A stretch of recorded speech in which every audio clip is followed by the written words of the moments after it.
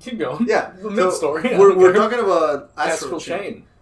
Which I finally decided to get back into. I had the game since it came out. Yeah. However, the way it worked out is like at the time I was working for GameStop as a manager. I had the game pre-ordered because I was super excited for it. It's a platinum game and it has stands in it. Yeah. But then conference happened and they were like, "Oh hey, guess what? You're gonna get the game for free." So it's like sick. I'm just gonna move the pre-order somewhere else. We got the game late. Oh. Not on the week of release. And when I downloaded it, all the one for it was gone because I was playing something else. Brief aside. I dig what you got there. Weird placement, but the minced garlic underneath the desk. Oh. Is it not actually garlic? Paint thinner. Oh, okay. It does still smell like garlic. Gotcha. Yeah. Basically, this whole area is like my hobby area that we're recording. I have like a bunch of different tools, paints, everything to do, just anything that deals with gunpla. Like I have it surrounded here, and this is just a nice little like small station I can do whenever I want to work in the kitchen or just somewhere. See, my Astral Chain story. I played it probably like 80 to 90% of the game at work because at the time I was working third shift as like a help desk thing for networking. So you only get like one thing a week? Yeah, there were like downtimes. There were times when at the start of the shift there was a lot of stuff going on, and then kind of towards 1 to 2 there was some activity, and then like at the end of the shift there was activity, but there were like big chunks of downtime. And also, that came out... When did that come out? Like, winter-ish, right? I think so. Because at that job, like, the clients were primarily retailers and they didn't want work done during peak shopping time. So, like, November through December was slow shit. Yeah, I want to say, because if they give us the code during... when conference was happening for GameStop managers, that must have been during the fall. Okay. Like, before holiday stuff. So, yeah, I just...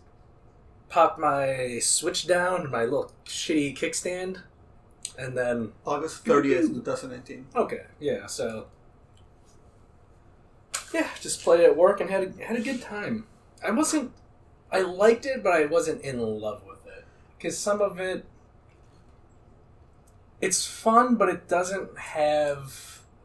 like that higher skill ceiling that like a Bayonetta has, where you could do crazier, harder shit.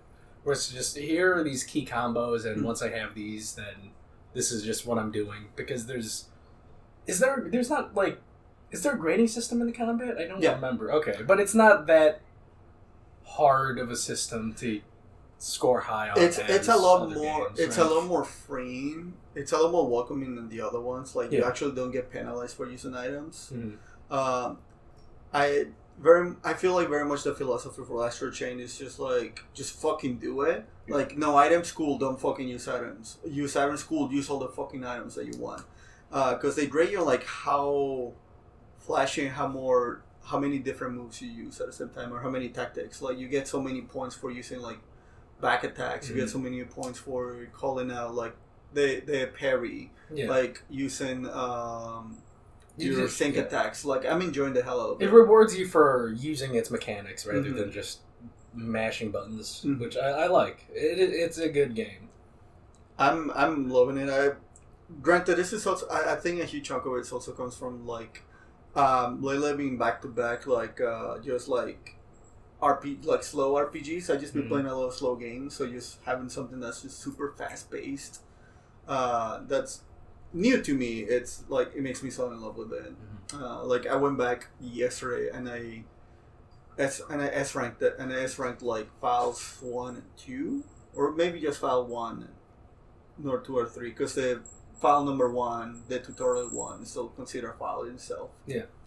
And I'm in love with it. I know on top of that, like the color system on it, I wish there was a better color system on it, but like it's nice. I made my fist stand look like colored like Ava Unit 2, And my sword stand looked like Ava Unit 1. Oh, sword stands is Ava Unit 1 because they just give you that color for free. Yeah. And for Unit 2... I think that's also free. And for my arrow one, I just gave it military colors like dark green, olive green, and orange highlights. And I just got the fist one, which is, I think, the one I'm going to be using the whole time. Yeah, that's... I color as Potemkin. The fist one is my main one. Fist punching a guy is just so satisfying. Punching a guy is satisfying. I have my eyes on the axe one just because I like the idea of a huge sword stand, but... And also, it's like your defensive counter stand. Really? Yeah. Its main ability is blocking and countering. I like that a lot. Yeah. Which, as someone who's not defensive, I didn't use that at all. Like, I'm a rush down guy, man. I don't want to block. I don't want to stand back and hit you with arrows. I just want to rush in there and punch you or cut you up. See, I'm a grappler guy. I like saying no. You don't get to play this way. We play it this way. Yeah. The dog is fun also, but I felt that was more like utility. Like, I didn't use it until I had to use it for a specific encounter. I feel like dog would just have to have Fang over Hang. Yeah. Fang over Fang. Also, that game really fucking just wants to be Revengeance. Yeah, dude. Supposedly... the voice actor for Raiden was teasing something. The Japanese one or Crispin? I think English voice actor. Because that's I don't know. Crispin, right? Yeah. For Raiden? No. Crispin Freeman? No. No. I mean, the Japanese voice actors don't leak anything. They keep that shit down tight. Yuri Lowenthal, right? That's Raiden? I don't remember. It's been such a long time. But that is one of the best hack and slash games, and man, I would love Revengeance 2. You know, Konami got the keys for it. I know. Well, Konami's like, hey, pitch us anything. We'll let you work on it, apparently, which is their official stance on Silent Hill. Just like, hey, anybody who throws a pitch at us. Like, we couldn't talk about it before because we wanted the Silent Hill announcement to be like a big thing. But if anybody has a pitch, we will listen to it. And I think that's open for all their franchises. I would like that to happen. Yeah, they have the Dead Cells Castlevania DLC, which, you know, oh my god. I like Dead Cells, but like it's definitely a game I didn't replay a ton. Mm-hmm. It was like I definitely felt super comfortable with the with the shield build and just call it a day.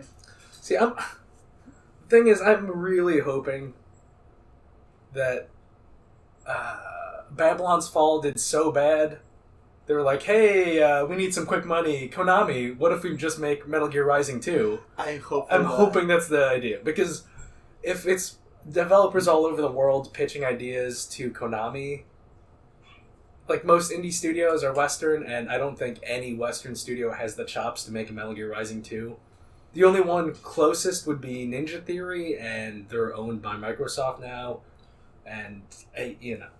Nah. But even then, I feel like Revengeance 2 by a Western developer would just fell very much into the traps of a sequel and was like, oh, we're gonna have a Jetstream Sen, like a Jason character. We're gonna have these many Jason characters, and the things that we thought was funny, the memes, we're gonna add them in. Yeah. And I don't know, the memes happen naturally. They didn't work. Yeah, we need that Kojima writing team quirkiness. Yeah, of their vision of American jingoism. Give it to Suda. Yeah, but their gameplay sucks always. That's why give it to Suda. Suda to write it. Okay. Yeah. Suda to write it, have Platinum make the combat. That'd be a good combination. I'd be down. I'm in. Suda has good ideas, just bad execution on gameplay. Then we could have a DLC where they fight Travis. Or get it written by Swery. I'd be okay with that. Yeah. Talking about Swery, it's funny that you mention it. I've been having a really bad hankering of revisiting Deadly Premonition. Have you played 2? No. Oh. That's why I wanna like go back to it because I was talking to somebody at work and we were talking about horror games and I told him it's like one of the ones I always wanted to like replay because I fell into the trap of like this game fucking can't play. It plays like garbage. However, I was really fucking loving. I was really liking the story, but I dropped it just because my small mind brain thought that the game had to be playable to enjoy it. No, it doesn't. It helps. It a lot. yeah. Yeah, so if you get Deadly Premonition 2, make sure to pick it up on PC. It runs better. Not on the Switch? Dude, it is literally gets to single frame rates on the Switch version. Ooh, okay. I think, note that I didn't say the PC version runs good. It runs better. It runs better, It runs okay. better. So instead of single, it delves into the slow teens. Yeah, yeah. And then I think if you're planning on replaying the first one, like, I'm pretty sure there are, like, tweaks you can make on the PC version to make it run better. Not good, though. I heard the Switch version is the better way to play, it's but I'm not smooth? really sure. Okay. Yeah, no, but it's better. Yeah. Which is, it's fine. Yeah. No, because the thing, so I got to the part where the major players were happening, where they introduce you to the tree guy, and you are able to see the twins, and the weird twins talk to you, and you got into the not Silent Hill world. When it gets into, like, full-on Twin Peaksiness? Yeah. That's when I was, like, really enjoying it, but, you know, like, you can't fucking see where you're going in the goddamn minimap, because it won't let you, like, span it. You actually have to find where you're at and then go to the thing. Yeah, and that just pissed me off, and I couldn't finish it. Dude, I've always wanted to dive into Swery. But, like, I've started Deadly Premonition, and then once I got to the... Like, early. I've played the first hour, and then once I got to the open world, I'm like, I'm not in the mood for this right now. I just want a linear weirdness. Like, I get the fun of exploring. What if I could explore the town of Twin Peaks and meet all these characters at my own pace? But, like, no. Apparently, just really cool, like, character subject things that they do. Because there's a bunch of, like, little, like, side... you play the Tales games, right? Yeah. You know how you can press a button that will give you, like, a little side story? Yeah. They has a ton of that. They actually give some little characters, a bunch of characters, like, more character. But those are completely optional. Oh, yeah, I'm into that. Have you thought about checking out The Good Life? It's pretty much... It's Swery's latest game. I don't know if it's out yet or just in early access. The Good Life. It's essentially Deadly Premonition. You play like a journalist who's vacationing in this small town, and then a murder happens. And then you have to investigate it. But you can turn into a dog or a cat to explore. Okay, I was going to say, that sounds like Deadly Premonition. Yeah. But this time, you turn into a dog or cat. And again... So I think it's out already. Okay. Is it middling reviews like every Swery thing? 9 out of 10 in Steam. 79 in PC Gamer. Okay. A 4 in RPG site. Okay. A 4 out of 10. It might be okay. Yeah. It runs fine, I imagine. Oh, I think they made a Unity engine. It looks nice. Yeah. Yeah, it's charming for sure. It reminds me of that really weird Vita game. The thing is, like, I don't want... Tearaway. Yeah. I don't want the full-time commitment of Deadly Premonition. That's why I was attracted to The Good Life, because it's, like, an indie endeavor, smaller scale. But also, the main Swery thing I've been thinking of checking out, because it's the shortest, and I could probably beat it in an afternoon, is The Missing, J.J. Macfield. Have you played that? Heard about it. Yeah, it's a side-scrolling puzzle platformer, which is... It's great. Which is my least favorite genre of game, but I hear the characters and story are interesting, and it's the Swery game with the lowest barrier of entry of wasting my time. There's a little bit of that. Another thing, I kind of been playing... I've been playing a little bit more of, like, Divinity Second Sin, and, like, that game is so thick. Oh, there's so much content. It's so fucking ridiculous. Are you off the first island yet? No. Yeah, there's so much. No. I actually joined the Reddit, and I found a post. It's like, hey, like, yeah, I'm finally to chapter 2. Wait, never mind. I thought, like, wait, never mind. The sewers is not the out for the island. And yeah, chapter no, 1. It's the first third of the game maybe feels like a full game, man. It kind of reminds me a little bit of, like, the first area of Cyberpunk. Yeah. You know how you're like You're just on the first map, neighborhood, and you can just not do the side stories, but you want to do all the side content, and you end up like super level by the time you start hitting the main story. That's kind of how it feels. That's how I did on every subsequent playthrough of like Cyberpunk, because I'm on my 4th character, and like 2 through 4, like alright, I'm doing the first zone, like every single thing you can do in the first zone, and then I'm going into the rest of it at level 20 or higher, and just like I think that's what I'm gonna be doing. I'm gonna be hitting level, because I started a new character. It's just full on fist, but it's a corpo. Play. I like the idea of like a suit punching people. I just wanted to make Rude from FF7. See, I made Reno. You made Reno? That's funny. My main weapon is like my main melee weapon. I have the baton, and also it has like this stun effect, so it has slight electricity effects coming from it, like Reno from Final Fantasy VII. And then also, he's lightning aligned with his spells and whatnot, and I pretty much use electricity hacks to zap everybody. I love it. Yeah, I just made Rude. I'm thinking of actually going all the way and commit and making Bold, because I gave him like the really annoying like blue lightning mullet. Because I just wanted to. So bald, man. I just wanted to go like full on like Dukes of Hazzard, but with like in a suit, and he just walks around in a suit beating people up. Just go bald, wrap around sunglasses. Mr. Worldwide. Yeah. Oh, yeah. This ties into what I've been doing for the past couple of weeks. Watching Pitbull videos on YouTube. He's the best. No, he's not Bad Bunny. I don't care about either of them.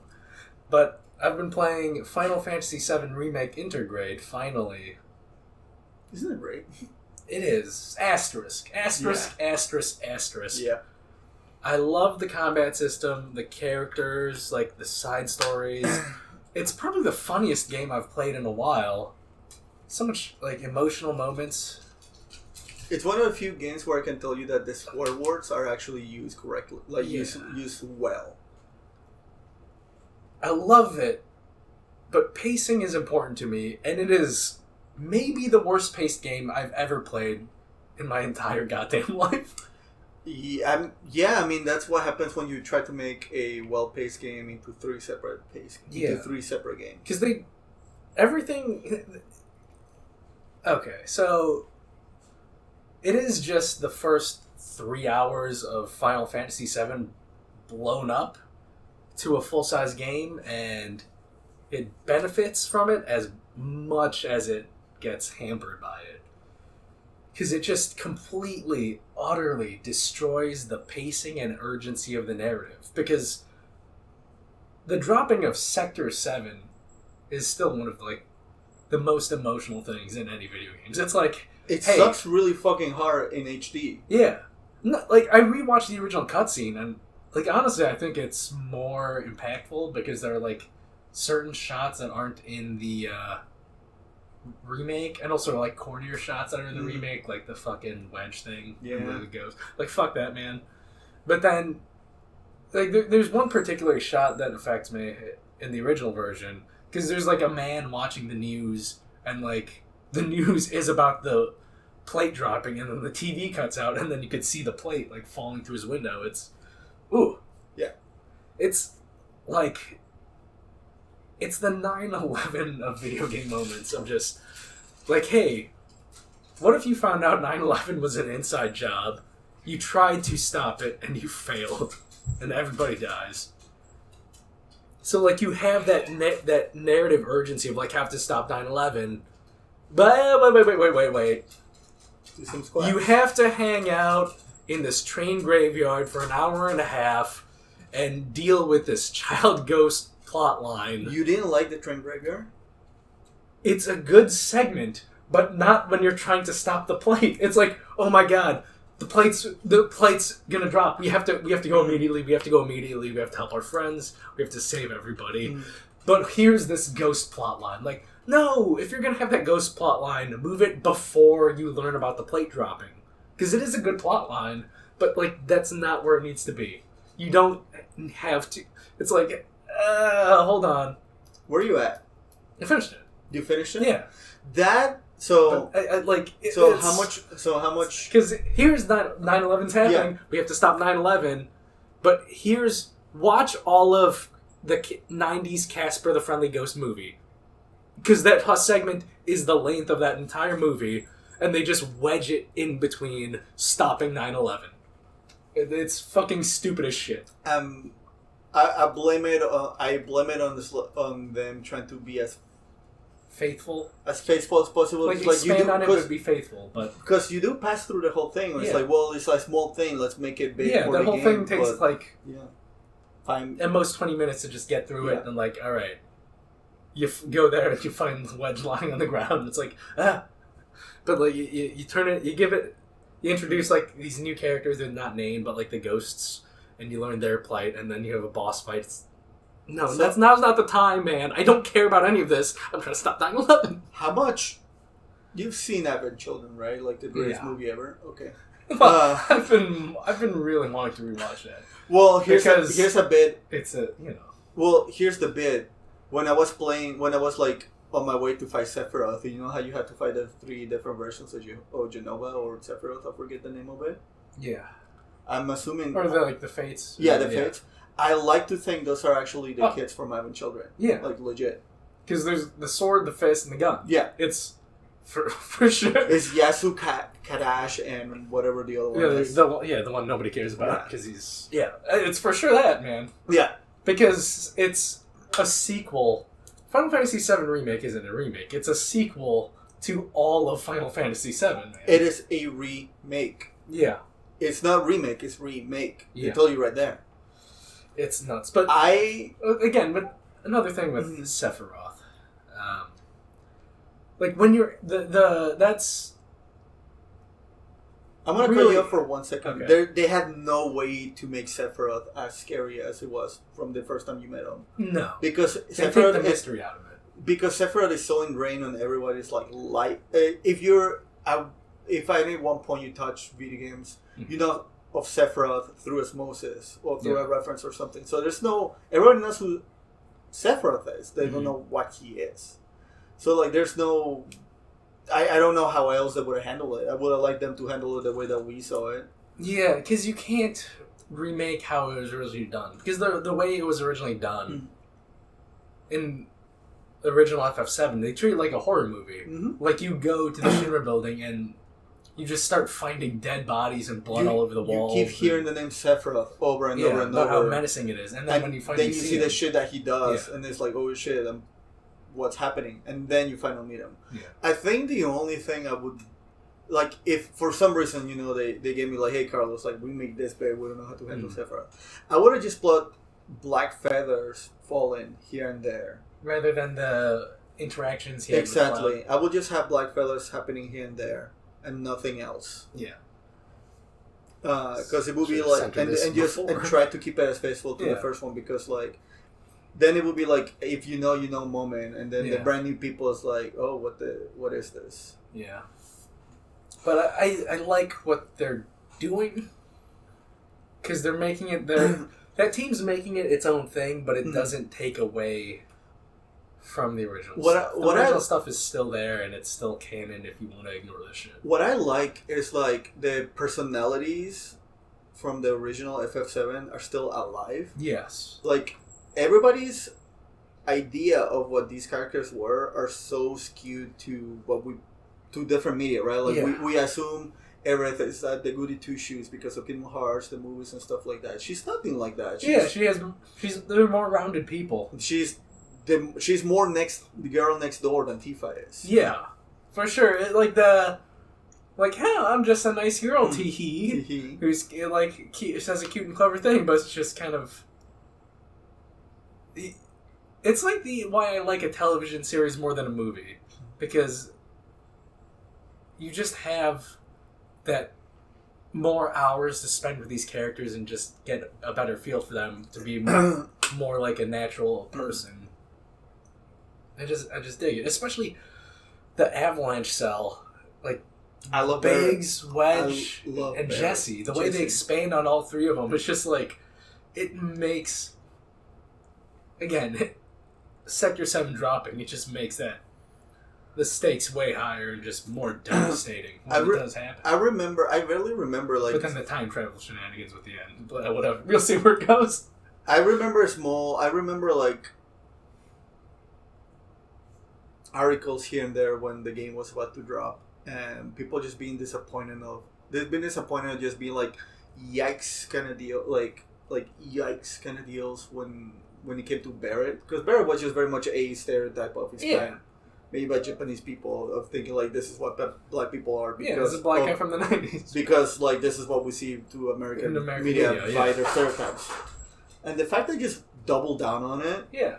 Barrett's still Barrett. It's still so fucking like he's my favorite character in the remakes. Yeah. But they still he's the most I think out of all four of them, he's the most well rounded character of them all.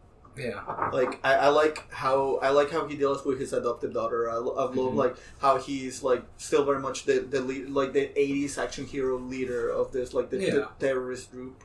But like the way you have more time with him, you get a better sense of why he's the leader of this cell. Of just like he's not exactly the guy with the plans or like the technical guy for the aspects, but he is the glue that holds everybody together and raises everyone's morale.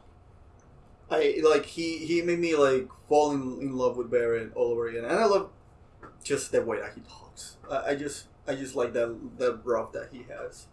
Tifa is just super fun to play with. Yeah, she's just a character action hero. Yeah, especially if you put the parry material on her, it's just like sliding around the whole battlefield. It's ridiculous. Fire material. I gave her like the fire material because I find out that. Oh, he's just in your jacket, huh? Yeah. Because I found out that putting fire with elemental, it just gives you a flat boost to your attack. So I gave her fire, I gave Cloud lightning, and I think I gave Barrett blizzard. That way I can have like all three elements situated. But like, I love the different like. Okay, I don't love it. I didn't like how many times the game split your party apart, but I like the different compositions I was able to try. Before we got on that important stuff, like the awful pacing, like the next worst thing that's like a needle in my eye for pacing is when you're in Shinra Tower, you finally see Sephiroth for real there. Cloud jumps at him, and then like, all right, Sephiroth's in the building. The Turk's just called Rufus. Rufus is coming. Hojo's there, and then. And now you have to fuck around in Hojo's labs for 3 fucking hours. And again, with like the splitting up your party, it's like, I have to fucking move this materia around like between party members like every 20 minutes. Like, god damn it. Just like, Sephiroth's there! Sephiroth's there! Rufus is there! It's like, how do you encounter it? It's literally 3 hours. Those were like my biggest nitpicks on it, but like there were like things like I went back to the wiki to like find out if those things were actually there. Like I completely forgot about Madhouse being a thing. That you just fight a fucking It's house. just a regular enemy. I completely forget about the motorcycle guy. Roche? Yeah. Yeah, he's fun. I was hoping I was hoping he'd show up at the end because it's a whole thing. Like what else do you do with him? Like other than make him a cartoon. Yeah. You see him in the Yuffie DLC. Really? I haven't played it? I haven't played it. How does Yuffie play? Well, here's the thing. It's a Yuffie or Yuffie? Yuffie. It's Yuffie, but it's Yuffie. It's Eris. It's Eris to me forever. It's always it's Aerith for me. Oh, fuck off. Because like it's more with the original intention of Aerith sounding like Earth. But even with the original intention with like Erisu. Erisu. Claudo. Like, fuck off. It's Eris. Cloud. No, Aerith. No, I don't have a fucking lisp, asshole. Fuck out of here. But, yeah, I like playing as Yuffie. But the thing is, like, I played the Yuffie DLC first because I knew, like, the key story spoilers for the main story. So I just played Yuffie first, and there were no, like, there's no tutorials for the Yuffie DLC because, of course, it just assumes you already played it. It assumes you play the original game first, so, like, the game... What is he chewing? His bone gas. Oh, okay. I was afraid that he was wrecking your jacket. I like the amount of challenge in the game, but, like, I thought the game was a lot significantly harder than it was because I was figuring out the gameplay mechanics as it went along, and I didn't know you could upgrade your weapons until right before the final boss fight of the DLC. Jesus. So you were doing no damage to it. Yeah, I was just like, alright, I guess I just have to be persistent and dodging a lot. And also, like, another annoying thing is just make the dodge good. Like, you have to hold down block and then dodge for you to have the good dodge. Just let me hit circle for the good dodge. The base dodge, you get no invincibility frames. It just moves you slightly. It's really rather everybody gets different dodge. Yeah, but... No, but I get that. Where, like, Barrett and Eris have shittier dodges, but... Like... You just have to hold down an extra button to get a little more distance. Just make the better dodge the regular dodge. Why are you making this extra step, man? I won that for Tifa. I honestly don't even want to dodge for Cloud. I just want him to parry and nothing else. But, yeah. But I won the dodge for Tifa. I'm curious how they're gonna do Red 13. I mean, I imagine he'll be like a mix between... Because I made him my wizard. I made him my black mage in my original playthrough. Here's the thing. I imagine he'll be like Cloud, where he's just a balanced character, because he's a lion, he can zip around the battlefield. So yeah, he'll just be a balanced character. Like... Yuffie mainly is a ranged character, and I do like how she plays, because, again, with team composition, fighting aerial enemies without Eris or Barrett is just a fucking pain in the ass. Yeah, you have to use magic or just fucking hope they land for you. Because Yuffie, because she has the shuriken, she can either throw it or use it close range, and then when she throws it, she can still use her, like, ninjutsu, which is fucking awesome. And then the way Sonon plays... Like, Sonon's like just a character they created for the DLC. Is he a spirit guy? He has a bow staff.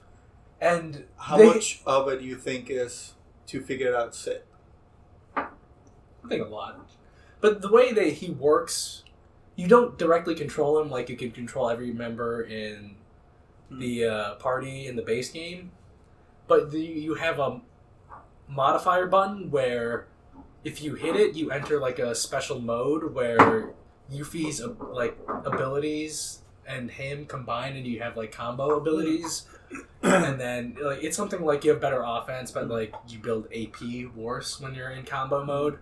It's just a real good flow to that combat. So I hope they incorporate that mechanic into Final Fantasy VII Rebirth.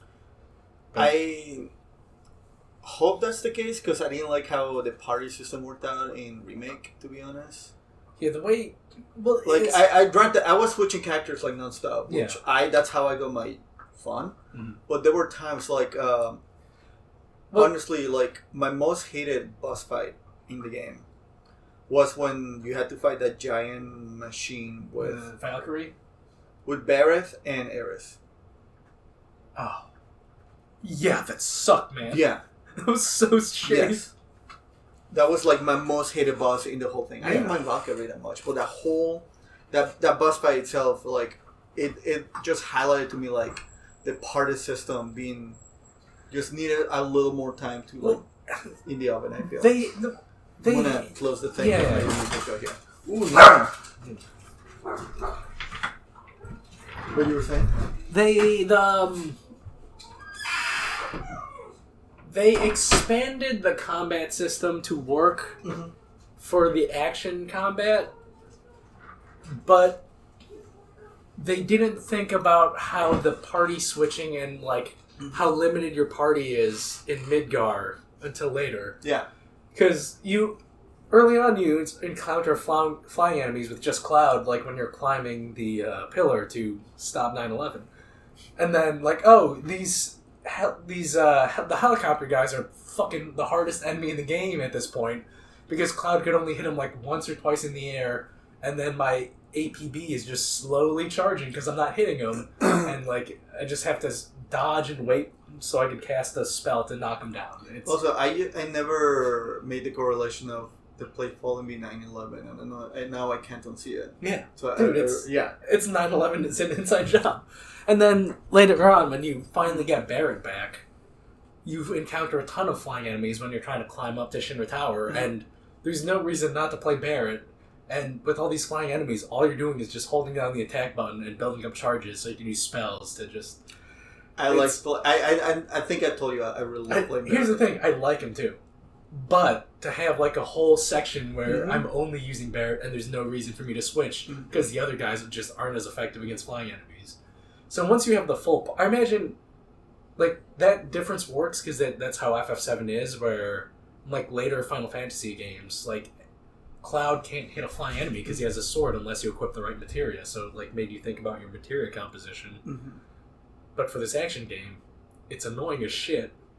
But once you have the full party, when you have Yuffie, who's a range melee mix to attack flying enemies, once you get Vincent, who has a gun to attack flying enemies, like, and you can go balls out with party composition, it'll be a lot better. I can tell you for sure... It's Midgar problems, is what it is. I can tell you for sure Sid is going to be my party. Because Sid is my favorite character in Final Fantasy VII. Yeah. I mean, like, as a Dragoon guy... Yeah. Here's the thing, though. Yuffie is just really... You gotta play that DLC, man. Is it still, like, $20?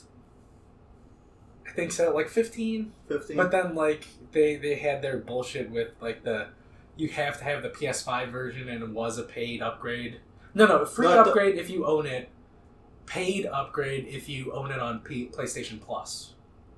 It was a convoluted bullshit. That's how I own it. Then you have to pay for the upgrade. Because I had it physically, and I was playing a lot of it, especially during the quarantines and things were happening.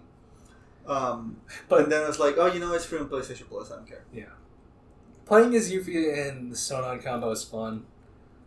But the back part of the game is very compilation of Final Fantasy VII shit and very Dirge of Cerberus lore. Hell yeah! So see, I'm one of those fucking idiots that likes Dirge of Cerberus lore. Here's the thing. I like the game because it was like the first shooter where you had the full-blown RPG mechanics of, like, gun upgrades and whatnot. Like, the shit I love in modern Call of Duty. I'm like, yeah, Dirge of Cerberus did this first. It was just the worst game to run around and shoot in. But, yeah, man, I want that Dirge of Cerberus remaster, man. The way they touched up Crisis Core for modern systems and, like, the way it controls better, like, do that for Dirge of Cerberus, man. Because it will be a solid third-person shooter. Well, solid. It'll be an okay third-person shooter. It'll be a better third-person shooter. I hope they fix the ultimate weapon situation with that game, because I remember having to restart, like, because my brain worms prevented me to finish the game my first time around because I lost... The path to the ultimate weapon for that game is like you have to get the toy gun and you have to upgrade in such a manner that way you upgrade to the best weapon. Yeah. And I missed the toy gun. Dude, I didn't like that. I'm pretty sure I got it. Because I'm trying to think of... Because like back in the PS2 games, like you bought a game and that was your game for like 6 months. So like I'm pretty sure I got everything in that game. Well, you've been playing fucking Final Fantasy. It's a magical game, man. It's so special. I decided to go back and finish Final Fantasy 15.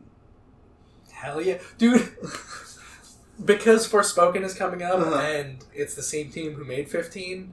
That's, I think, I wanted to talk about Forspoken, which is why I brought 15. I bought the Arden DLC back in the day, but I never played it, so after I beat Final Fantasy 7, it's like, ooh, do I reinstall Final Fantasy 15? And I think I will after this. For the draft, honestly,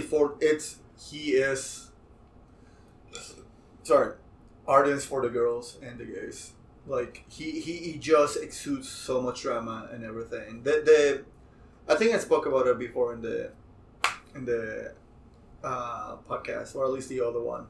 I played Final Fantasy 15 when it first came out, and I rushed through it. But then I kind of knew where the story was going to go. Yeah. And it made me so fucking sad. Because I knew exactly what's going to happen. Yeah. So I didn't finish it. I just watched a YouTube video telling me the ending. It's a beautiful ending. Yeah. Did you play you didn't play the DLC? I played all the DLCs. Oh, yeah. No, I played all the. So like when my friend was like getting into it because she always wanted to play it and she was in love with it, it got me wanting to get back into it. And once again, what is it? I hit. I was playing it. I put like over 100 hours on that thing. I hit the same spot. I was like, this is gonna be so fucking sad, and I don't want to finish it. And then I played Yakuza 7. Mm-hmm. And that made me fucking bawl my ass out. That when the new year happened, it's like, okay, it's time to sit down. This is like one of the Final Fantasies I haven't finished. I sat down, I played it, and it hit. But I finished it, and I love that game. And Arden, I feel like Arden should be talked about when it comes to like notable Final Fantasy villains. Yeah. Because his whole... And I shit on Neil Druckmann for this a lot. His whole backstory is all about... Yeah, you gotta go into... Yeah, because... vengeance. Like, I hate the idea that Neil Druckmann had of, like, making a whole vengeance story about, like, somebody chasing you throughout the whole country just to get revenge on you. But Arden wanting revenge for millennia speaks to me differently. I do like that whole thing that they set up with Arden's story. It just... Noctis comes from a line of righteous kings, but they didn't start out that way. Mm-mm. They're righteous, kind kings because they bought into the first king's lie of no, we're good, righteous people, and then we are okay, cool. But the first Arden story is like he was stabbed in the back by his brother and just get the throne taken. Stabbed back in the back by his brother, stole his name, and then got fucking put into basically what Final Fantasy hell is. Yeah, Final Fantasy hell for millennia, and then just fuck this shit. Yeah, so it's like, oh hey, hold on, there's a whole nother empire that's like not about the crystals. Yeah. Let me join you. Man, I wish it didn't have a troubled development and it didn't get shafted sales wise, because the planned DLCs for that, DLCs are so good for that game, and then except for Gladio. Gladio's the worst. Gladio's the worst. Gladio sucks. Yeah. But the rest are great. Although I haven't played Arden, but I know the story, and I imagine it's actually playing through his backstory and getting his perspective is gonna be good. But then they had backstory planned for RNA Highwind, which is the Dragoon wife. The wife, a Dragoon waifu who joins you as a guest member in the party. And then you would have actually played as her in the DLC. That would have been awesome. You get to fight her in the prompt. You get to fight her in the prompt one, and she's fucking great. And her best attack, she just jumps up in the air and does a stripper pole movement and fucking kills you. Yeah, she's the best. Her DLC would have been fucking awesome. Would have blown my cock off. And then there would have been Luna Freya DLC, which would have been interesting because so much of their stuff happens in the background, and then to flesh out those characters again, like the Final Fantasy VII thing, get these characters more screen time and let us get to know them better. And then the last DLC was going to be a alternate storyline of just what if this had a happy ending? Yeah, give it to me. And then no, we're canceling it. We're just gonna greenlight Final Fantasy VII Remake because we are losing money. The thing that it makes me really sad I went through all those things because I do feel like Final Fantasy VII Remake battle system would have just done so good on 15. 7 Remake is because 15 is the prototype for 7 Remake's combat system, that combat turn-based hybrid. Just it's just not satisfying in any way to play. They're gonna. I mean, no, it's not. The combat's. Yeah. What? Their combat's... I have strong feelings for 15, but it doesn't excel in any way. They fix a couple things here and there by allowing... They allow you to start controlling your friends. Yeah, the DLCs better than in the main game. With the patches? Yeah, with the patches, you can actually buy a perk that allows you to just press certain buttons, and then it allows you to control Gladio, control Prompto, control Ignis. Which honestly, I don't like. Gladio's the worst DLC. He's my favorite character to play with because he's old Perry, and that's how I like to play. Yeah. Like, the way Ignis controlled was like, this is kind of how I wanted the base game to control his. Like, I feel like if Noctis controlled, like, Ignis, it would have been so much more fun. It's like, it's unfortunate because it had that beleaguered development because Tetsuya Nomura doesn't know how to lead a project. Just like, oh, here's what we could have done with the battle system, and we were not hitting it until the third DLC. Yeah. And it's kind of too late now to right the ship because, whatever. It's a shame. I love that game. It is my three-legged dog. Yes. Yeah. That's a perfect way to describe it. Just like, this is how I want character development to go forwards. Like, you're not like the most Naughty Dog dude, but we have Naughty Dog to thank for that kind of storytelling of just like, here are side characters and like, we're learning about them as the characters talk to each other as we're just going through the everyday video gamey shit. Like, yeah, that mode of storytelling is perfect for like a party-based RPG, and they nail it in 15. And how when I was playing 15, like, this is how I want character development going forwards in a Final Fantasy game. And then you get that with 7 Remake, and I'm hoping we get that in 16. Because when you and Eris are trying to go back to Sector 7, and there's that whole thing of just like... Is that when you're in the sewers? Yeah, and they're not on the same page of high fives, and then when they finally high five, I'm like, yes! I love... Yes! One of the things I like is like... One of the things I really like is like Cloud is... We have the image of Cloud of like this broody, cool, enigmatic type. And that's not Cloud, that's Vincent. Yeah. Cloud is a fucking dweeb that doesn't... He's trying to be cool. That's trying to be cool because he thinks he's cool. But he's not because... He's just brainwashed. He's just Zack. He's like, I'm cool because Zack said so. But who the hell is Zack? Yeah, he does. Yeah. Cloud has one of the most interesting character developments in video games. I like that he's funny. Also, like that little quip when you have to infiltrate with the sex pervert. And you have to like we're like a suit for him. It's like Cloud is like, yeah, I know, I look fabulous, like whatever. Yeah. And I love that movie because it is such, the writing's so good in this, and also the way they expand on it in this game, where you get the nuances of Cloud's character better, and also especially with the voice acting, and you see him warm up to the Avalanche crew in that gradual way that feels naturalistic. Of like, he is cold and professional, but then like after the first bombing mission, when he starts talking to Tifa, there is that switch.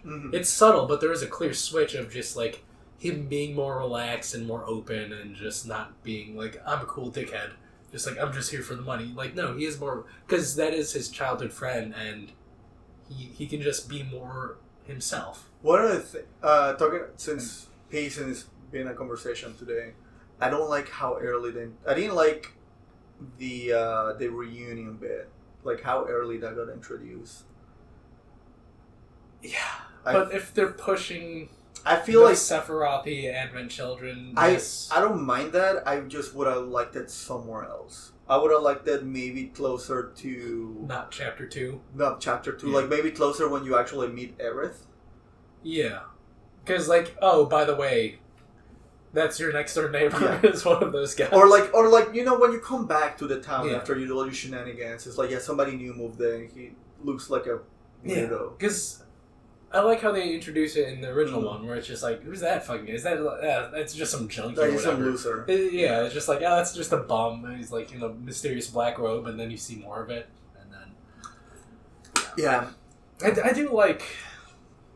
I do love that concept in Final Fantasy VII, where Sephiroth's not there, but he's just using these experiments as proxies. And I like that. Since we're talking villains, one thing, and this is another praise to like Final Fantasy 15. I think that's the closest we gotten to the power scaling that the DMC games have in 15, because Arden and Noctis They go ham on the... Not only do they go ham, they have the same skill set. They have the same amount of thing. The only difference is like Arden had thousands of years of practice. You're just learning how to stretch the surface. Yeah. And Noctis had to take a 10-year nap in Yeah. order to power up. Which is... Like, I get the story problems of it.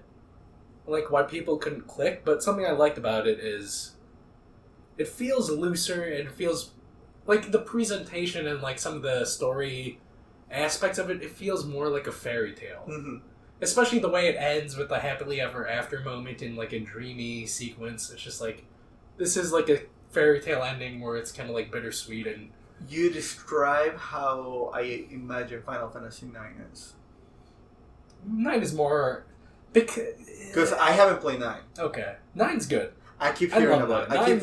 I've heard like a lot of people saying like, a lot of people's like favorite is 9. I mean, until I played 14, 9 and 10 were like interchangeable for my top 2 numbered Final Fantasies. I'm still going 6-4.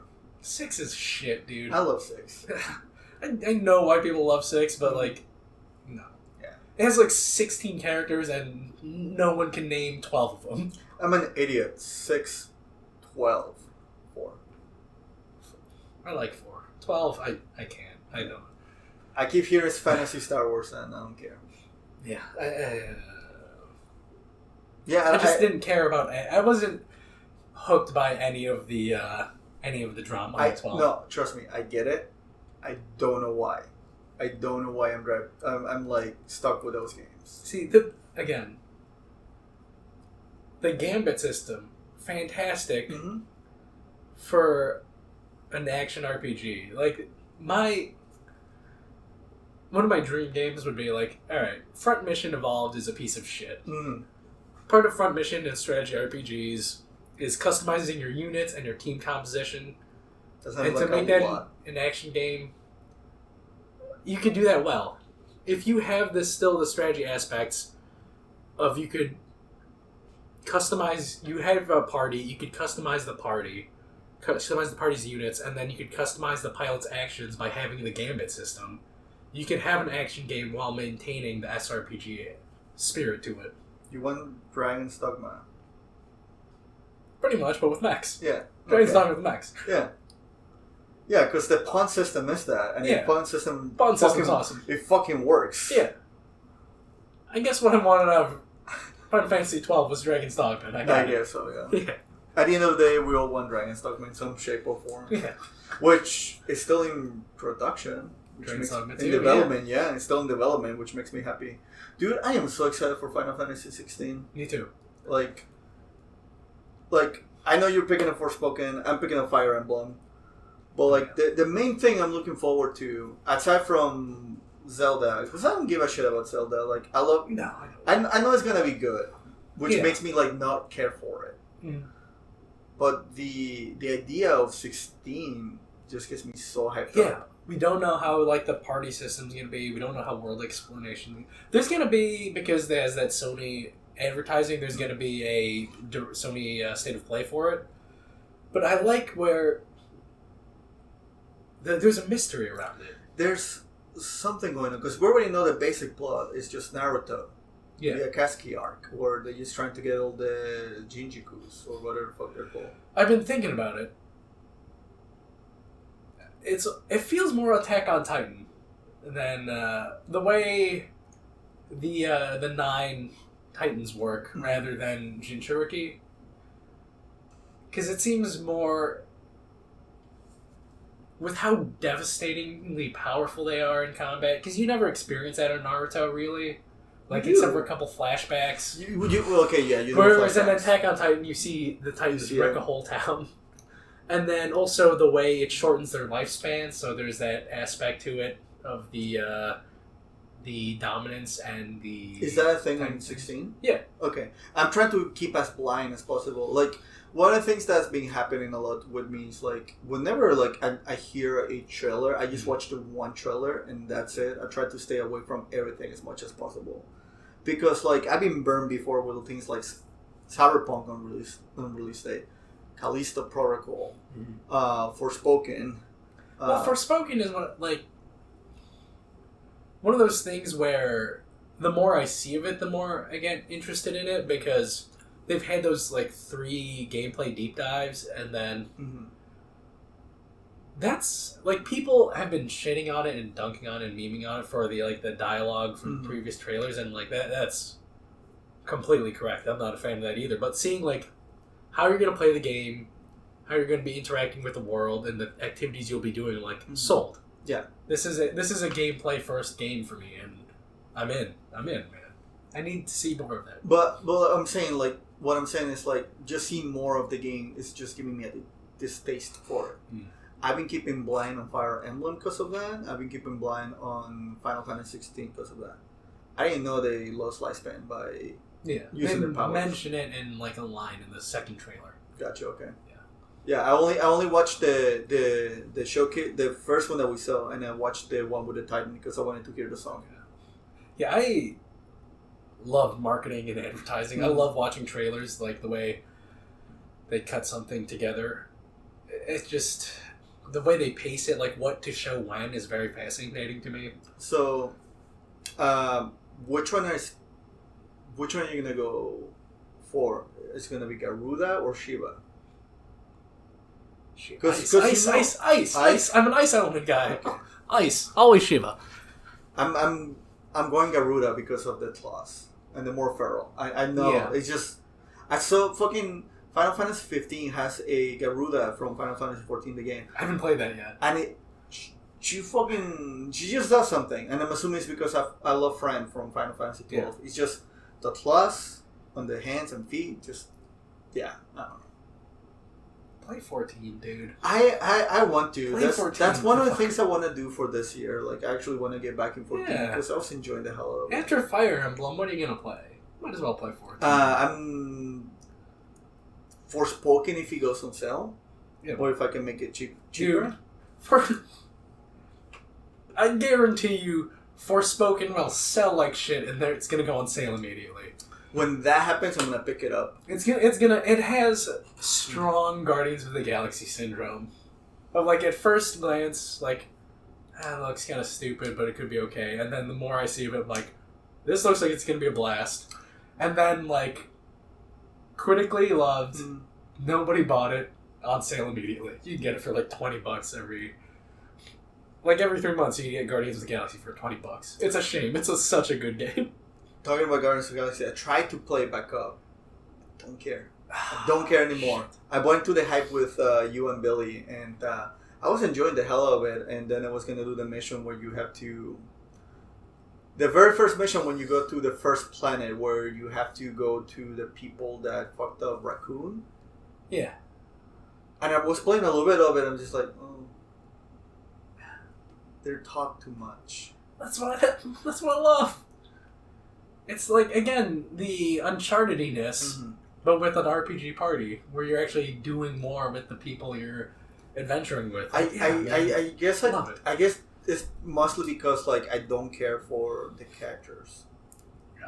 That's just mostly it. How far are you though? Well, that's all I play. Granted, it's one of the things like I'm gonna pick it back up sometime this year. It's an RPG party. You gotta get into it. Exactly. Yeah. So like, whenever there's a chunk of like there's nothing for me to play, I'm probably gonna try to pick it back up and play it.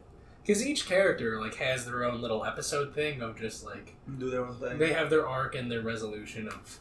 Dude, that actually gets me like want to pick it back up. The Drax segment is so cool. Drax, okay. Yeah. The Drax segment, it's so cool, man. Going through his catharsis and it's cool. You like Drax. I don't know. I can tell you he's the one that leveled up the most because he has to grapple. But yeah, it is. Square Enix is weird. They're gonna double down on NFTs, blockchains, which I like. They're separating it because they said all their NFT and blockchain shit is going to be for new IPs, so they're not going to taint it, which they haven't so far. Like the first NFT project they announced was a new IP called Symbiogenesis, which for some reason morons thought it was a Parasite Eve. I was one of those morons. Why? They don't own the name for Parasite Eve. I didn't know that. Yeah. Yeah, I didn't know that. Also, the last game they made was on PSP and didn't sell well. Why would they revisit the franchise? Why? What reason? People are just clamoring for it. No one's clamoring. It's that silent minority, or like that loud minority of just like, why aren't they making a new Dino Crisis? Because it didn't sell well. So we're just gonna make Dino Crisis We're with gonna- another name. Or we're gonna make Exoprime. Yeah. Just like, okay. Well, that's what I thought. It was just gonna be Parasite Eve, but not the name of Parasite Eve. Yeah, but I think Exoprime was like, there's a producer who really wanted to make a new Dino Crisis, and then some executive being like, no, we have to make a game as a service. You gotta have microtransactions.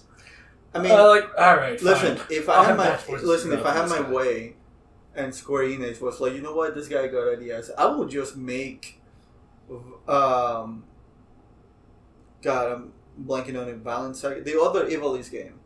That's from the Vagrant Story. Vagrant Story I love with Vagrant Parasite Eve. I would just make that. Dude, Vagrant Story is sick. Mm-hmm. I kind of want to replay that. But it is, like, I don't know. I don't think. It is I don't wanna put it is complex for the sake of being complex. Yeah. It's during that time. It's like it's like the really weird time in fighting game history where like Mortal Kombat came out. It had like fatalities, so like games will coming out. This has 20 fatalities per character, and I feel like Veteran Story is like this is just complex to be complex. It's cool, though. It's super fucking cool. Because it's like, it's pretty much Vance from Fallout. Yeah. Which is a cool system. Like, yeah. Just target It's body parts and to do debuffs, and then... It's melee Vance, Yeah. but with the clunkiness of weird PS1 stuff. Those 3D models look amazing to me still. Like the Metal Gear Solid, Vagrant Story things. Because a lot of it is... They did a lot of texture work on those models to compensate, especially Vagrant Story, to compensate for the lack of polygons. It's so charming to me still. They still look very good. Final Fantasy VII does not look good. But Vagrant Story... Mwah. Talking about Final Fantasy Story, do you use the elevator or do you went up the stairs? You gotta go upstairs. Get that extra dialogue. Yeah. They were so tired at the end. Oh my god, yeah. I love how even, like, Tifa is the most chipper about it, but, like, when you get up to the stairs, she's just like, okay. The amount of memes and posts I've seen of that scene and just wanting to suck on Tifa's socks, it's outstanding. Ugh. Yeah. Ugh. I don't know, I like the sweat from her armpits, but not the socks. Yeah. No. No socks. So, what are your hopes for the new season of Witch from Mercury? Because that fucking end, that last episode for that season, it's great. It just sets it's up. devastating. It's so Gundam. I hate I hate the fact that people are referring as the Big Slappy. What? Yeah, that scene where fucking Ariel just Oh yeah. kills a guy. People are calling it the Big Slappy. Okay. Because it immediately makes me think of the Big Bunk. Because you know about the Big Bunk, right? Dude, I don't do meme shit. I Fair. don't get Reddit. So I forget which movie or which series of Gundam is, but there's a part where there's a fight happening in the background, and this mom and baby are like running away from it. F91. I know exactly what you're talking The about. bullet catches your The full bullet time fucking kills knocks a him. bitch. Yeah. Just Yeah, knocks the yeah, bitch yeah. out. Yeah. I'm pretty sure it's Gundam F91. Yeah. Like, okay, so that was striking to me. Yeah. Because it shows like how horrific combat with giant robots are. Well, and it also gives you like a really good size perspective of how these things are. Yeah. It's just like, hey, just like the ammunition it uses. Yeah. And one thing that you called out in the Discord, like, oh yeah, there's this where you only use beam weapons that were in fucking dirty I love space. it. Yeah. Yeah. Like those little things here and there. Well, which of Mercury, like Yeah. that they just throw there. Mm-hmm. Yeah, I love it, man. Yeah. It's such a good Gundam series, and I love how. Mhm. Did you guys ever finish Eureka 7? We haven't even started. Oh my god. I feel like this is gonna be like a Mike still has my copy of Miles Morales Mhm. situation. But Wait, Mike hasn't seen Miles Morales? yeah, Or played it? I think he's played through half of it. Okay. But To be fair, it's Miles Morales. yeah. You can literally finish If anything. you play Spider-Man, you play Miles Morales. You have. We'll get to this. Okay. But Gundam. Yeah. What were we talking about?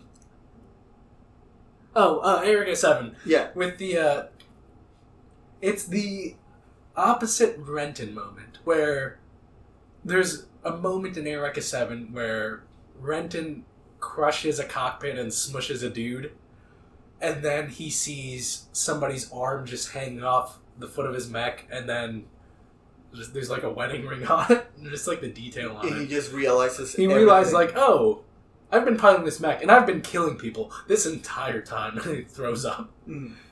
This is like the opposite moment where, because of the conditioning from Suleta's mother, of just, oh, this child has been killing, has just now become normalized in her if it's for the right purpose. And she's like, I'm going to kill this guy, but I don't care that I kill this guy because I was trying to protect somebody I care about. And like, oh, that's whatever. He's just some whatever. It's literally nothing to her killing. And then there's the same moment of just getting crushed, and then the arm just, like, Miorine seeing the arm and just having the Renton reaction.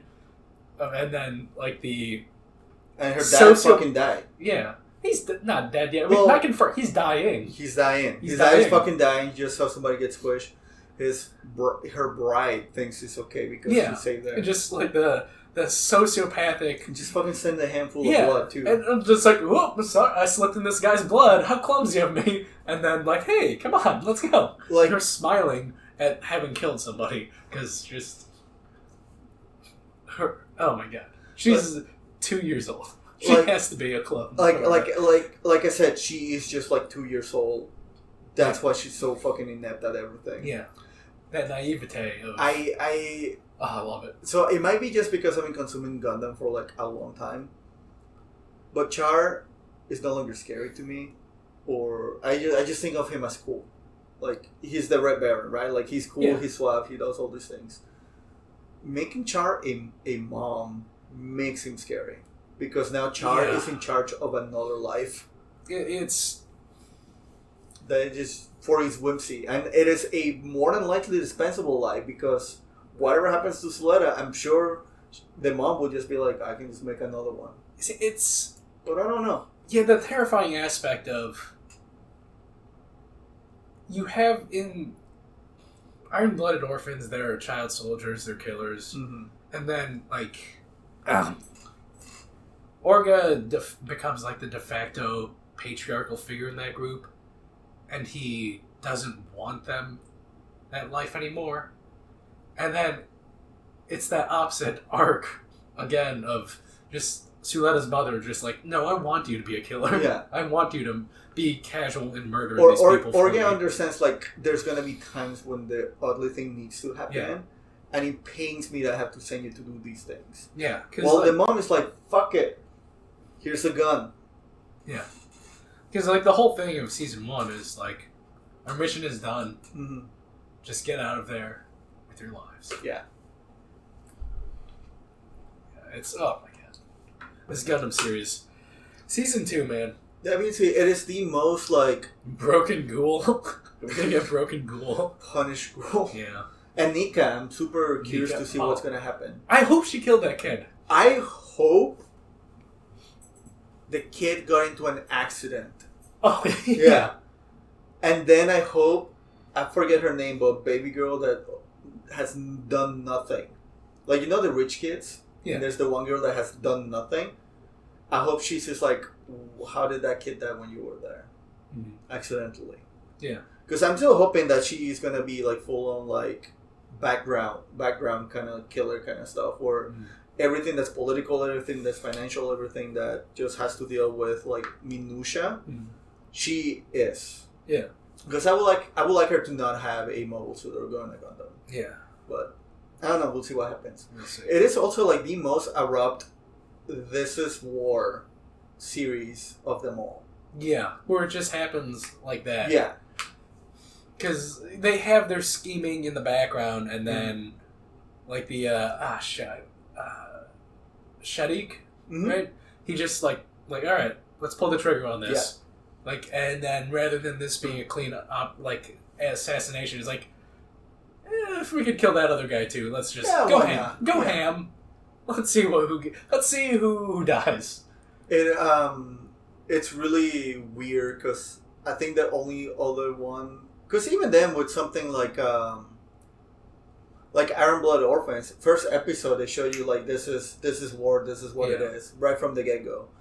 Something as Double Zeta, the war's already happening, so you really can't expect it. So you kind of sensitize for it. But the fact they build you up in this school story, yes, because even then I don't know, even the Happy Birthday episodes, dark as shit. It still didn't hit me this is a Gundam show. Yeah, this season 2 we're getting full blown Gundam, man. We're getting full blown Gundam because there's no way they can just happily go back to school after this major attack, because also the ramifications of we're possibly going to start legalizing Gundams, and then we had this massive terrorist attack perpetrated headlined by Gundams. Yeah, by Gundams, and then something I like about the Prolon character, the pilot from the Alliance organization.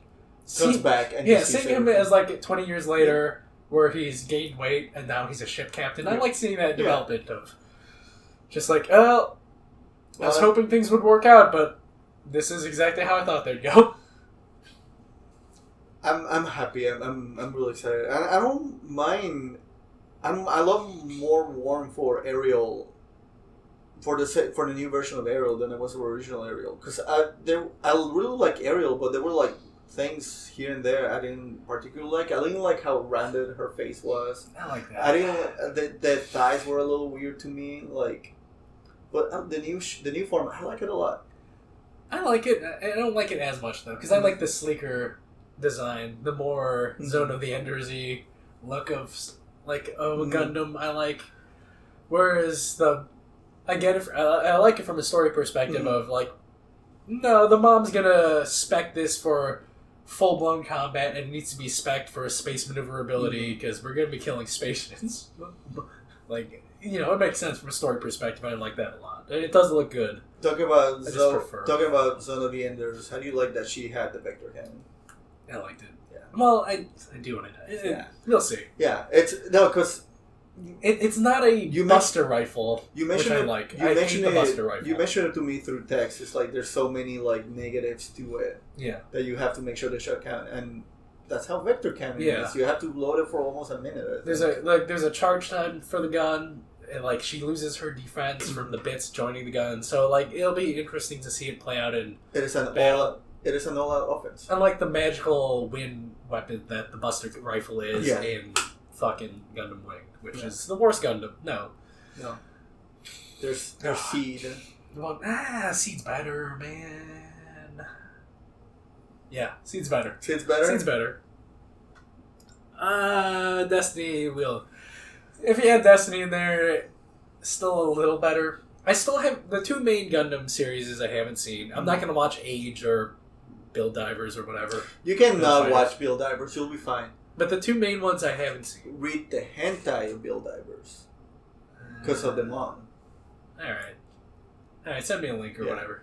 But the two main ones I haven't seen are Gundam X and Double Zeta. Mm-hmm. Mainly because, I don't want to watch a 13-year-old.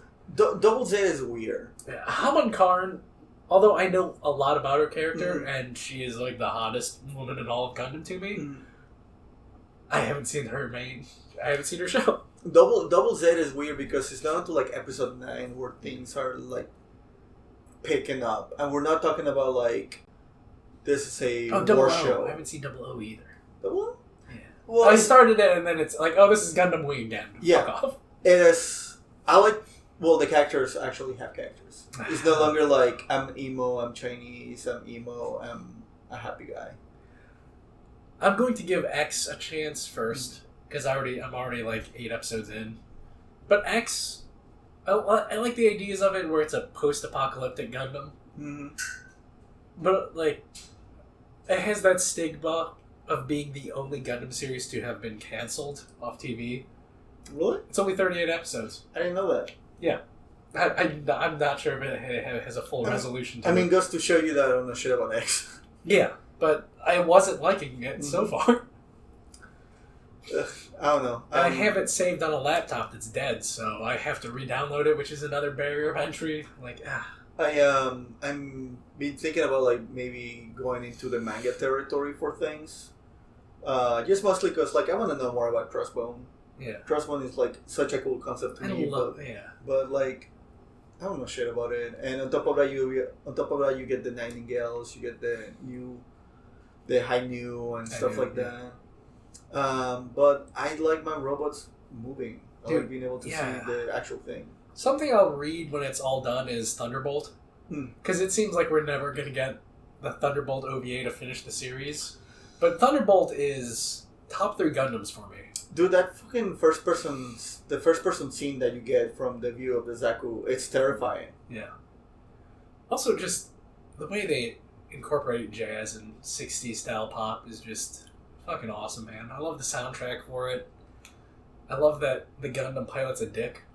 That's another thing. I love that the fucking psycho guy gets the god weapon. Like, just the way that...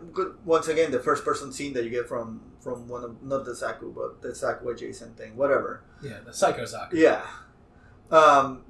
Just being able to see, like, how crazy a Gundam is and how scary it is to face one coming from a guy like that is terrifying. And I think it does a really good job to like, showcase, like, what space warfare is. Yeah. And the whole, like... You know, there's 2 sides to a story. Thunderbolt does it best. Yeah, it really does. Yeah. Just because it does follow those 2 lead characters. But yeah, I was in Barnes & Noble and like skimmed the last volume that was out, and then it was like, oh shit. It seems like the next volume after that is the end of the series and they're leading to their final confrontation. I'm going to put this down and then not look at anything because I don't want any spoilers. I wish I could give Unicorn a second chance. You don't like Unicorn? I thought it was dreadfully, like, long. That's not that bad, man. Can I get a piece of...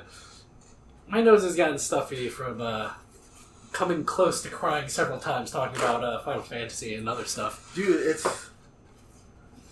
Final Fantasy is great. It has a bunch of bad games, but like, they are very close and dear to my heart. Like, I just love those boys in 15. Dude, they're so great. I did make my picture because at the very end I didn't know this. You get to choose the picture that you take with you to the realm. I made a picture of like us like hanging out.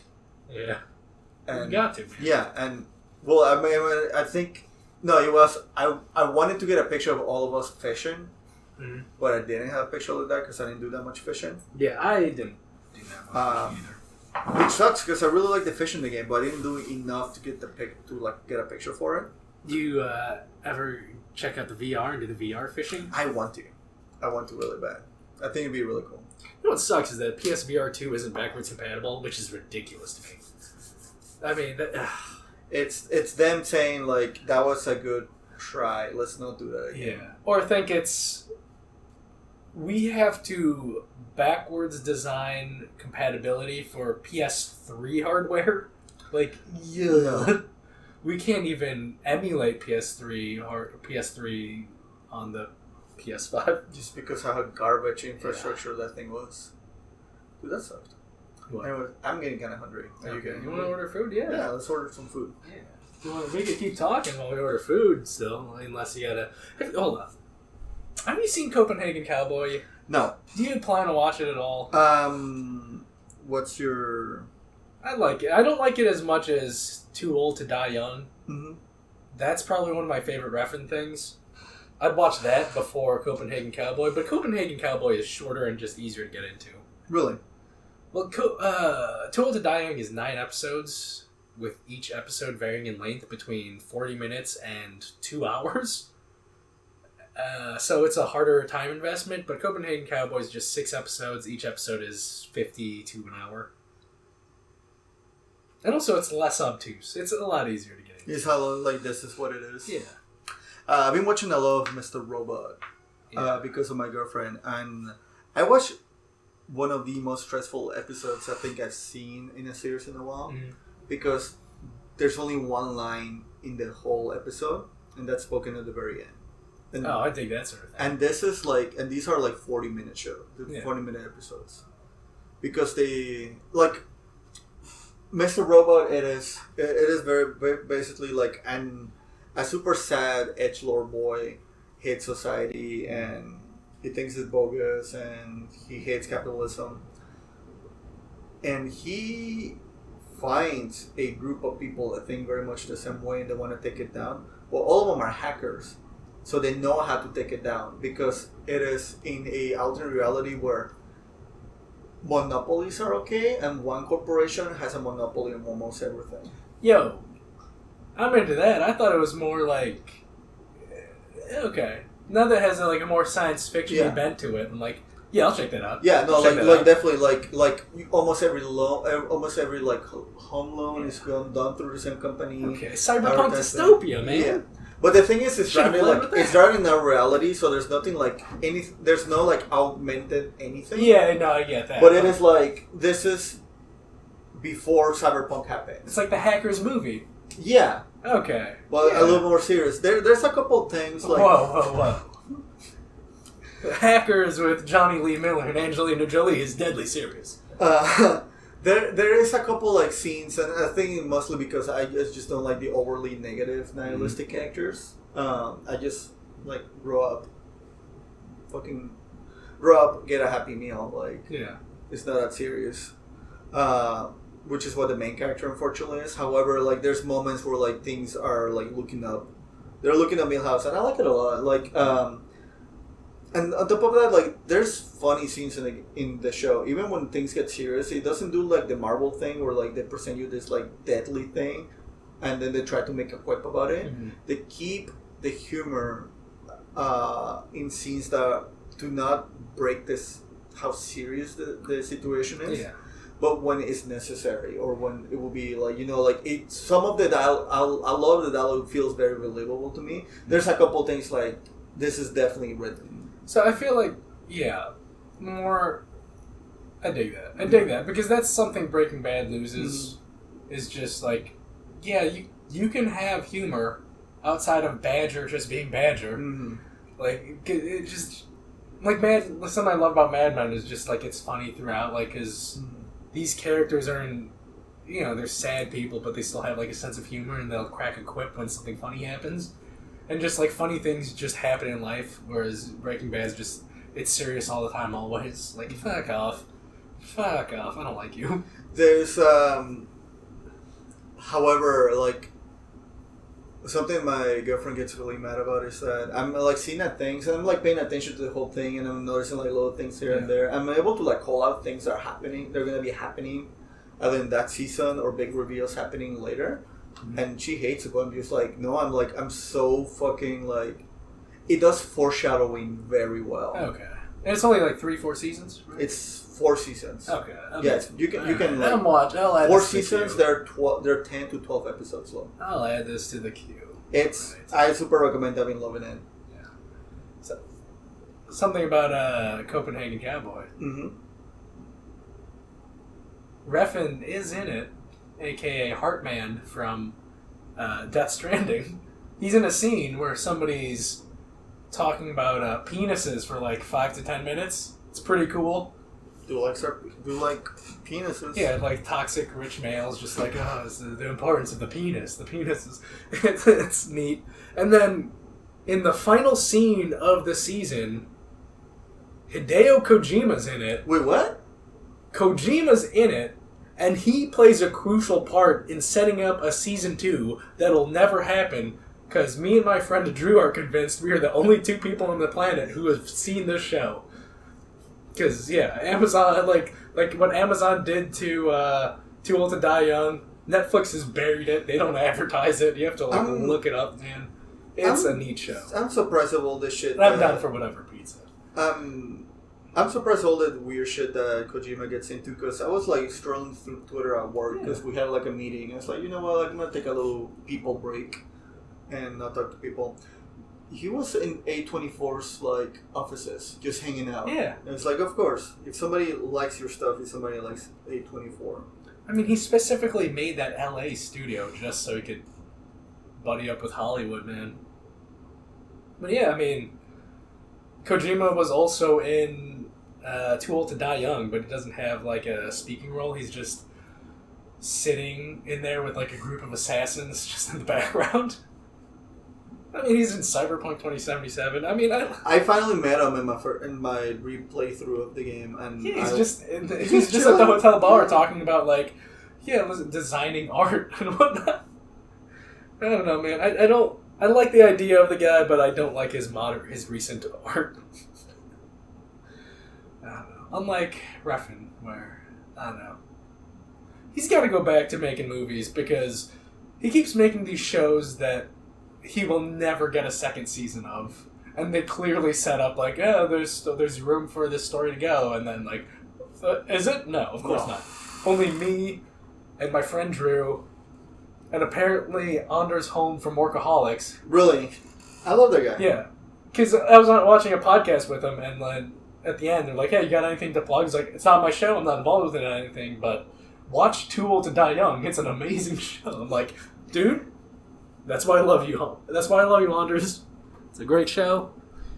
It's a great show. You said you're cool with any pizza, right? Yeah. I'm just gonna do pepperoni. And as long as there's no green peppers. That's the only thing I don't like on pizza. You are a bitch. Green peppers suck, man. I'll take anchovies over green peppers. I'll take you up on that. Yeah. Fucking love green anchovies. But yeah, I made a video of me doing a review of anchovy and pineapple pizza. I have the footage, I have half the script written, and I was planning on making it 2 years ago and just never got around to it. Someday I'll make it. Someday I'll make it. But yeah, man. Everybody should watch Refn. At the very least, watch Drive, because that's his most easily digestible movie. Followed by The Neon Demon, which stars... The reason why Elle Fanning is in Death Stranding 2 is because Elle Fanning is in fucking The Neon Demon and likely got the recommendation from Refn. Followed by The Neon Demon. Then... Ooh, no. Watch in order for if you want to get into Refn.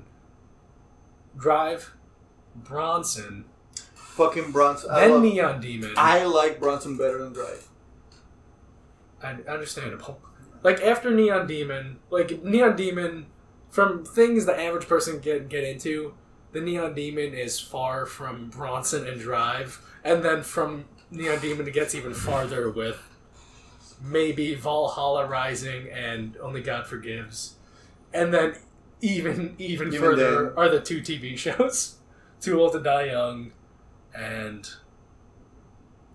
Copenhagen Cowboy. I still haven't seen the Pusher trilogy, which I should fix that since, I mean, it's kind of like one of the first big noticeable Mads Mikkelsen things, and also Refn's first thing that broke him out. But yeah, just, you have anything else? Say? The only other thing I've been doing, I went back to Astral Chain. I've been watching Mr. Robot. Yeah. I'm starting a little playthrough of, because I'm starting a Darkest Dungeon playthrough because I just need to have that like in the back of my head. But like I've been playing a little like slow game, so like that's why I'm so in love with Astral Chain now, because it's just fast paced and able to move around, and also like I really like the girls in the thing. I like Olive, the one with the pink hair. I like her a lot. Yeah, I like the what's the one with the hat? Mary? The one who knew your older brother or whatever? Mary? I think so. Mary, the one that dresses as the dog? No. Or the who's the brown girl, probably? It's probably the Lopez. Brown girl. Okay. Lopez, yeah, that's the one. Yeah, I do like... What a great game. That's one of those things where if I ever get a Switch 2 or a Switch again, like I'm reinstalling that game and Bayonetta 2 immediately and replaying those games. Because again, like... Oh, shit. I have to play them from scratch because that fucking dickhead Switch doesn't have, like, cloud saving. Sure does. Unless you pay for it, which, fuck you. Fuck you. Are you doing it out of principle or just because you don't have people to play with? What am I gonna play? With their shit netcode on the games. I only use it for Monster Hunter. Yeah, I'm not gonna do that. I'm gonna play Monster Hunter on Steam, where I can play online for free. Man, the fact that they bring it up to, like, normal consoles, however, you don't have save transfers, fucking kills me. Yeah. Because I much rather play it on my PS5 than on the Switch, like, any day. But I don't want to go back and do the charm runs and stuff like that. Because, like, I love that game, and I really liked how... I actually really like the nice little in-between of old school Monster Hunter and new school Monster Hunter they have, where new school, everything's about the decorations, which unfortunately just felt like a grind. If you had a workable talisman, you were able to do your build, which I like that a lot more, because then it means that you have to hunt to get the decorations, which allows you to actually do the game loop a lot more. One of the problems I had with World a lot is, like, I wasn't fighting monsters because I wanted to. I was fighting the same 3 monsters because they gave me the best probability to get the hard decorations. I like how they did with Rise, but, like, I don't want to go through all that shit again on the PlayStation 5 file. I really don't. Here's the thing. I think it's either... Look, it's doable, I'm sure. It's doable, I'm sure. It's doable because of the Defender gear. I think it's either a weird cock-blocking on Nintendo's part or weird programming with the Switch, possibly. Because you could save transfer from the Stadia to PC or consoles because Stadia is shutting down. Like, developers have worked that out, man. Like, you could transfer... There might be laziness from Capcom, or, like, with that weird exclusivity that Nintendo had with Monster Hunter, because you could transfer your Witcher file from Switch to PC. That's right. But I think it has to do with... that Nintendo exclusivity period that they had, and, like, just the weird quirks that from that. Otherwise, there's no reason it can't be done. There's no reason it can't be done. Should be able to be done. Yeah. It's either laziness of Capcom or Nintendo cock-blocking. I'm just checking out, because I didn't realize I ordered, like, the 14-inch one, so they're going to be in the smaller size, but hey, pizza. Yeah, pizza. Pizza. Talking about Nintendo doing weird shit. One of the things I'm a little scared from Fire Emblem, because I was talking to a friend in Discord earlier about it. Apparently they're adding gacha to the new Fire Emblem. Yeah, that sounds right. Especially with the mechanic of the heroes. Well, the thing is like there's hero mechanics, and then you have your cool rings and you have your lower rings. The lower rings are just like based off of like characters they didn't bother to animate, and those ones are the gacha mechanics. So, okay. But is it going to be in-game, like the gacha mechanics in Xenoblade Chronicles 2? Or will there actually be microtransactions? Like, you can get them for free, it's but all, you can actually it's all in the game. Okay. But still annoying as shit. Yeah. That's another thing I wanted to check out at least this year, because I want to give Xenoblade a try again. Dude, I hear 3 is amazing. I hear it too, and especially with like how cool... Evangelion Zone of the Enders inspired those weird mecha looks. Would be really cool, but there's just something about it. And I like Xenogears. I like Xenogears a lot. Yeah, I don't. Yeah. Wait, I'm thinking, I didn't play Xenogears, but I played the first Xenosaga. Gotcha. Just like, Ooh, I gotta go to the bathroom now. So... Should we just call it? Yeah, let's just call it, because I gotta piss, and then we gotta cook pizza later. Pizza! Pizza. This episode brought to you by Serpinos. I love you, Sheriff Truman. I love you, I love you, I love you, I love you, I love you, I love you now.